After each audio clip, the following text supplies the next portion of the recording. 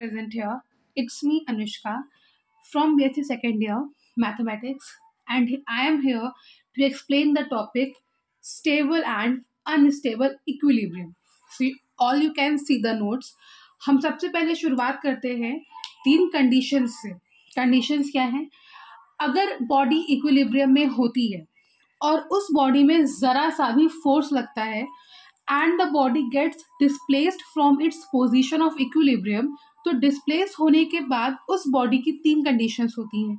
या तो वो बॉडी डिस्प्लेस होने के बाद अपने ओरिजिनल पोजीशन में वापस आ जाएगी, या तो डिस्प्लेस होगी और उसके पास वो टेंडेंसी होगी कि वो अपनी ओरिजिनल पोजीशन से बहुत दूर चली जाए. So it is the condition where the body can not attain its equilibrium at all.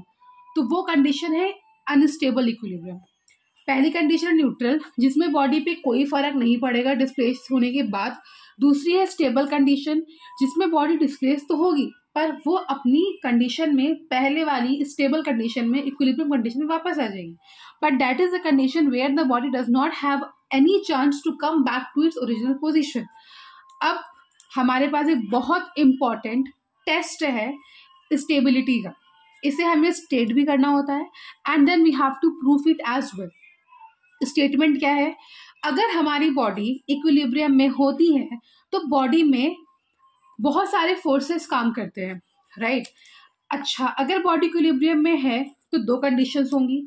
या तो इसकी पोटेंशियल एनर्जी मैक्सिमम होगी.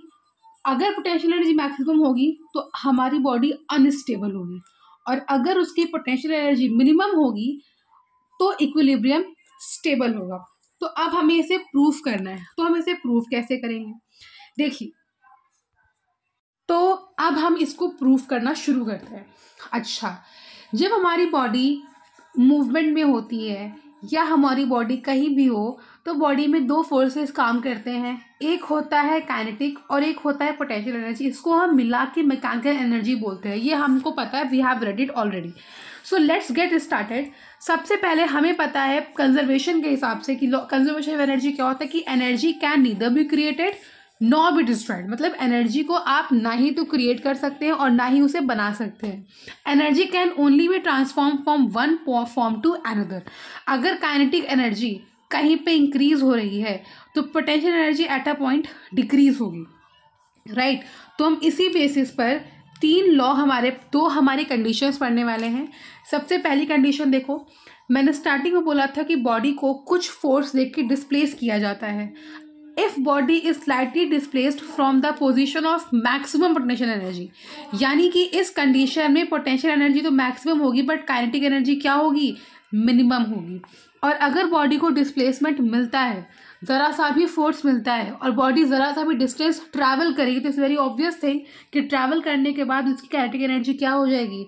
इंक्रीज. और अभी हमने पढ़ा कि अगर एक एनर्जी बढ़ेगी तो एक एनर्जी कम होगी. तो इट्स वेरी ऑब्वियस थिंग कि अगर काइनेटिक एनर्जी बढ़ रही है तो पोटेंशियल एनर्जी कम होगी.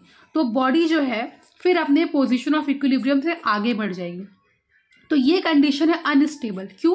क्योंकि बॉडी के पास टेंडेंसी है to move far away from its position of equilibrium. अब क्या कंडीशन है? अगर हमारा सिस्टम, हमने ज़रा सा भी उसको स्लाइटली डिस्प्लेस करा from its position of minimum potential energy, potential energy पहले से ही बहुत कम है, मतलब वो ऑलरेडी ज़ीरो है, और अगर काइनेटिक आई है, अगर हमारी बॉडी मूव करेगी तो ऑब्वियस सी बात है आपकी के एनर्जी यानी काइनेटिक एनर्जी बढ़ेगी. काइनेटिक के बढ़ने का मतलब पोटेंशियल का कम होना. अब जीरो से कम पोटेंशियल तो नहीं हो सकता. इसका मतलब बॉडी मूव ही नहीं करेगी, और अगर बॉडी मूव नहीं करेगी तो अपने उस स्टेबलाइज वाले कंडीशन को छोड़ेगी ही नहीं. देखिए, द बॉडी मूव्स, बॉडी तो मूव करने की कोशिश करेगी बट बॉडी मूव नहीं कर पाएगी. क्यों? क्योंकि पोटेंशियल एनर्जी से मिनिमम पोटेंशियल एनर्जी हो ही नहीं सकती. तो यहाँ पर हमने दो केस पढ़े. पहला केस था अगर पोटेंशियल एनर्जी मैक्सिमम होगी तो वो धीरे धीरे कम होना शुरू होगी और काइनेटिक बढ़ेगी, मतलब बॉडी मूव करके बॉडी वापस नहीं आ सकती. पर यहाँ पे तो बॉडी वापस आ सकती है ना. क्यों? क्योंकि पोटेंशियल एनर्जी से पोटेंशियल एनर्जी हो ही नहीं सकती, तो बॉडी इससे कम में जा ही नहीं सकती, तो बॉडी मूव ही नहीं करेगी. अब हम पढ़ने वाले हैं सेंटर ऑफ ग्रेविटी के बारे में. सेंटर ऑफ ग्रेविटी होता क्या है? It is the part at which total weight of the body is suppose to be concentrated, इसे हम सेंटर ऑफ बॉडी कहते हैं। फॉर एग्जाम्पल, मान लीजिए कि हमारा ये स्फेयर है और उसके नीचे सेमी सर्कल है। स्फेयर का अपना सीओजी होगा, इसका अपना सीओजी होगा, बट एक सीओजी ऐसा होगा जहां पर दोनों के सीओजी होंगे। स्फेयर का हमारा G1 है, इसका G2 है, और जो ये G है ये दोनों का कॉमन सेंटर ऑफ ग्रेविटी होगा। तो सेंटर ऑफ ग्रेविटी वो जगह होती है जहां पर पूरा का पूरा वेट कॉन्सेंट्रेटेड होता है। चलिए अब हम ऐसे कुछ डायग्राम्स के बारे में पढ़ेंगे, कुछ फिगर्स के बारे में पढ़ेंगे और उनके सीओजी के बारे में जानेंगे। सो इन द प्रीवियस पार्ट हमने सीओजी के बारे में समझा था कि सीओजी इज अ पोजीशन जहां पर बॉडी का सारा मास कॉन्सेंट्रेटेड होता है। अब हम सीओजी को पढ़ेंगे of the different surfaces, right. तो सबसे पहले हम बात करते हैं स्फेयर की। एक ऐसा स्फेयर जिसका रेडियस हमें गिवन है a, राइट। तो a स्फेयर जिसका रेडियस हमें a गिवन है, एंड अब इसके दो कंडीशंस हो सकते हैं, राइट। सो अगर इसका हमें रेडियस a गिवन है तो इस रेडियस a का सीओजी क्या होगा, a ही होगा, मतलब जो इसका रेडियस होगा वही इसका सीओजी होगा। दूसरी कंडीशन है हमारी हेमिस्फेयर की। हेमिस्फेयर इस मतलब हाफ ऑफ द स्फेयर। अब हाफ ऑफ द स्फेयर के दो कंडीशन हो सकते हैं। अगर हाफ ऑफ द स्फेयर जो तुम्हारा ये जो हेमिस्फेयर है किसी कर्व सरफेस पे रखा है तो इसका सीओजी 5/8 होगा, एंड ऑब्वियस सी बात है इसकी रेडियस r होगी, ये इसकी रेडियस a होगी, ये a कुछ नहीं a रेडियस है। अगर इसकी रेडियस r होगी तो यहाँ पर ऑब्वियस सी बात है 5/8 r आ जाएगा।